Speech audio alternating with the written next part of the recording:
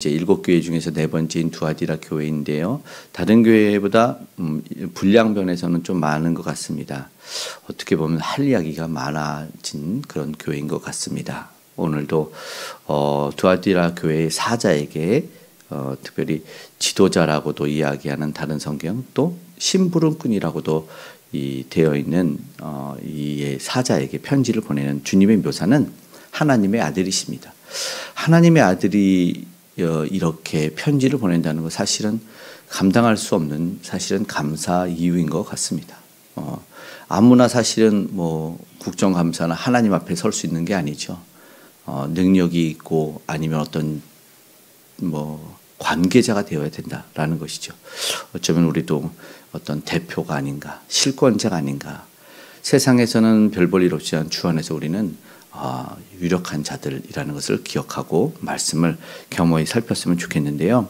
그 묘사가 각각 다르죠. 그 편지를 보내시는 분이 보니까 눈이 불꽃 같고 발이 빛난 주석 같다고 말합니다. 일반적으로는 어떤 권위와 그 편지를 보내는 우리 예수님의 이런 위엄을 나타내는 것이겠지요. 그러나 이것은 왜 그런 묘사가 될까? 바로 두아디라에 있었던 문제 때문에 그렇게 보여지는 것입니다.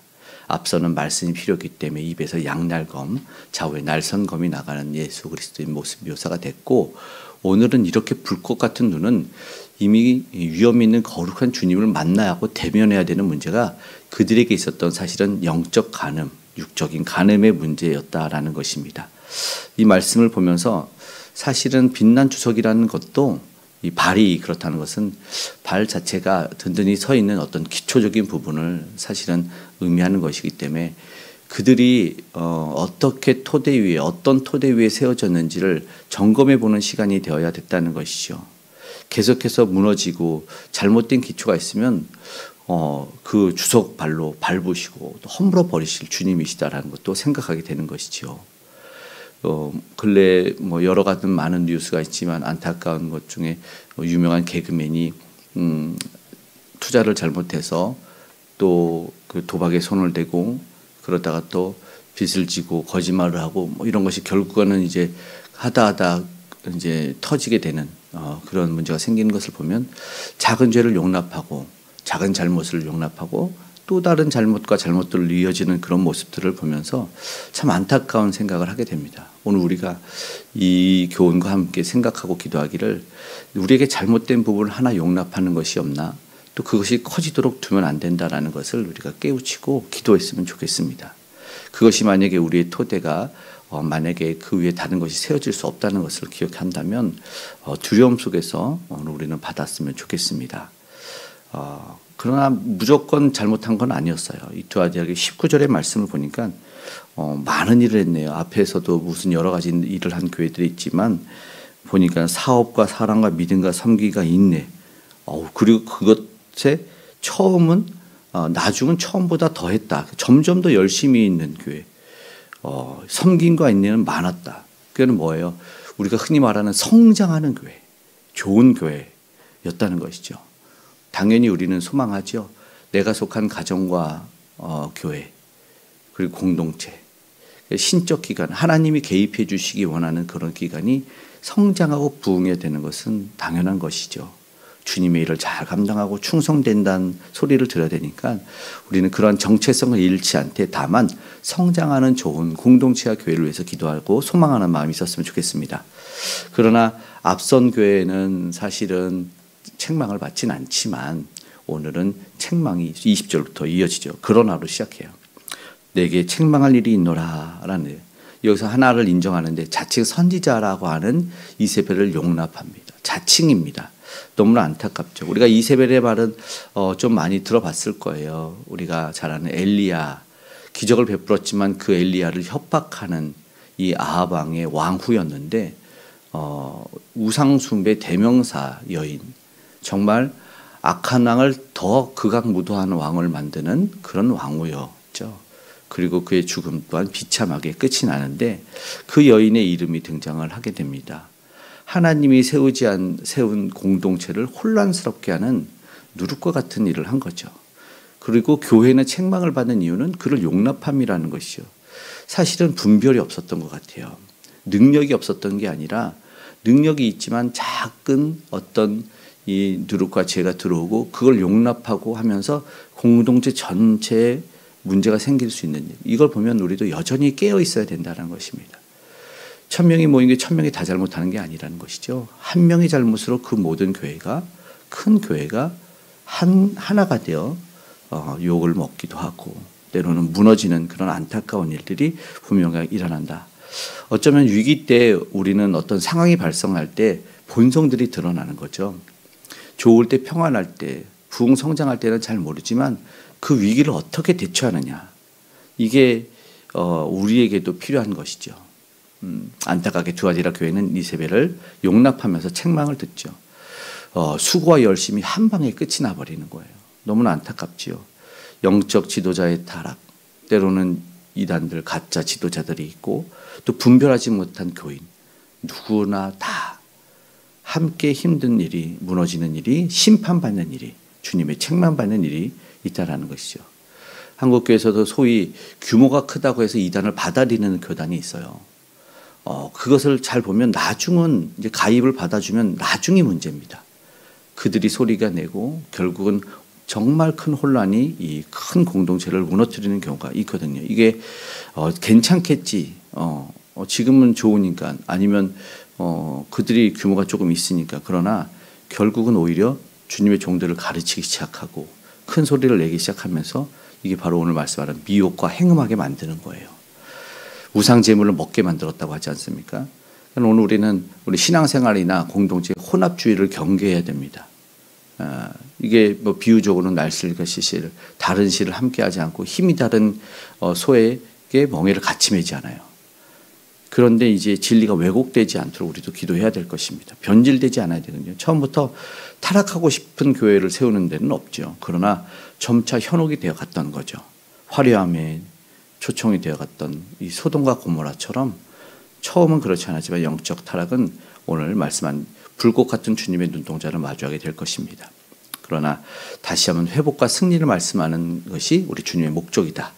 보니까 회복과 약속의 말씀도 오늘은 좀 많습니다.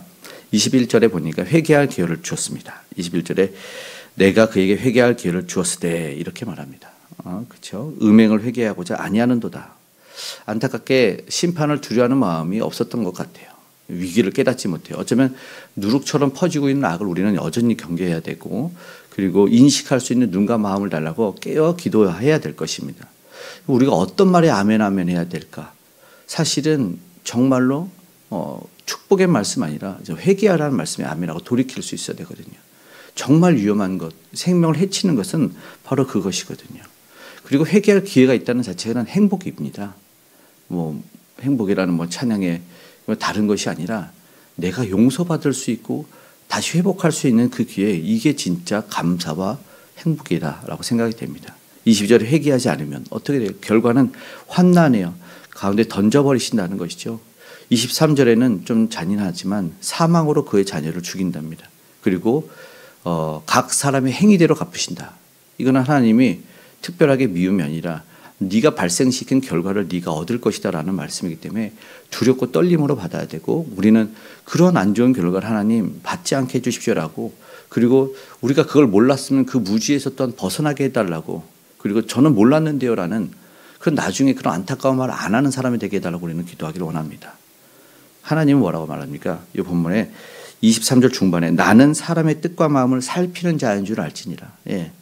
우리 하나님은 당연히 예전부터 누누이 말씀했던 난 중심을 안다. 난 외모로 사람을 판단하지 않는다. 이렇게 말씀하셨습니다. 그리고 그 말씀의 오늘 본문 속에서는 나는 그걸 판단한다는 거죠. 그리고 그에 대한 결과를 내고 잘못은 침묵하지 않겠다라는 이야기입니다. 그래서 행한 대로 갚으신 하나님입니다.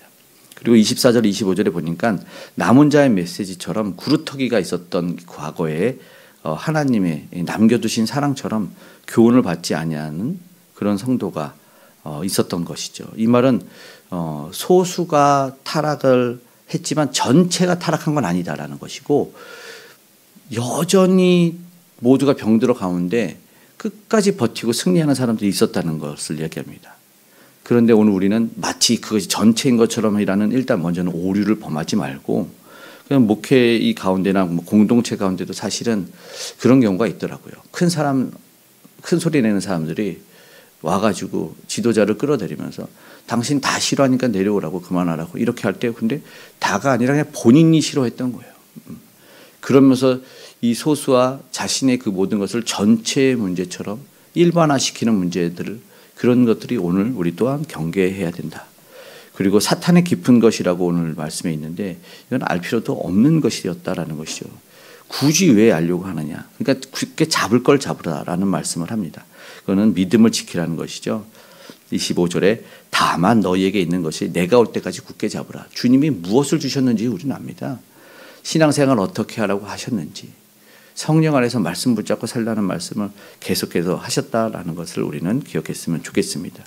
그리고 결론으로 26절부터는 너무나 감사의 보상과 축복의 말씀입니다. 26절을 보더라도 이기는 자, 끝까지 내 일을 지키는 자는 뭐라고 합니까? 만국을 다스리는 권세를 주리니 이렇게 말씀합니다.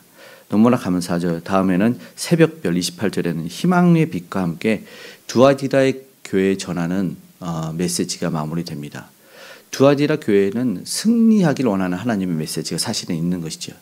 책망이 목적이 아니고 우리가 가끔 꾸중을 듣고 혼나고 징계를 받지만 그냥 목적이 무엇인지를 잘 봐야 됩니다. 목적 안에 사랑이 있으면 그 사랑에 감사할 수 있고 그 회복을 원하시고 용서와 그 다시 사는 것을 원한다면 정말 우리가 그것에 감사해야 될 이야기인데 축복이에요. 이기는 자라는 것이죠. 그리고 하나님이 철장의 권세까지도 말씀하십니다. 이것은요 통치권을 행사하는 건데 여전히 지금 주님은 앞에서도 말하지만 생명나무의 나무도 마찬가지지만 이거는 뭐냐면 창조 때 낙원에서 누렸던 이 권세를 교회가 누리게 하신다는 것이죠. 일관된 회복의 메시지예요. 사실은 온전한 회복의 메시지를 전해주시는 것이죠. 말씀하시는 분이 이기는 자였기 때문에 사실은 우리도 이길 수 있고 아버지께서 주셨던 것을 그러하다라고 27절에 말씀하지 않습니까? 예수님이 이기셨던 것처럼 교회가 동일하게 이기길 원하는 거예요.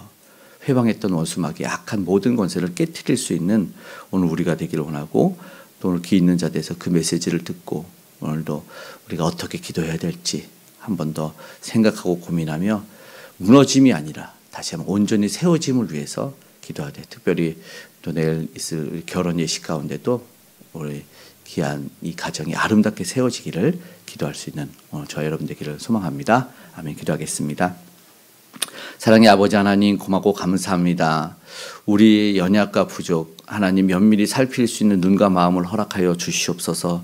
죄악을 용납하는 아버지 하나님 그리고 안일함으로 나아가는 그런 모습들을 없게 하여 주시고 철저히 회개하는 심령 가운데 용서함 받게 하시고 다시 한번 온전히 세워질 수 있는 은혜를 더하여 주시옵소서.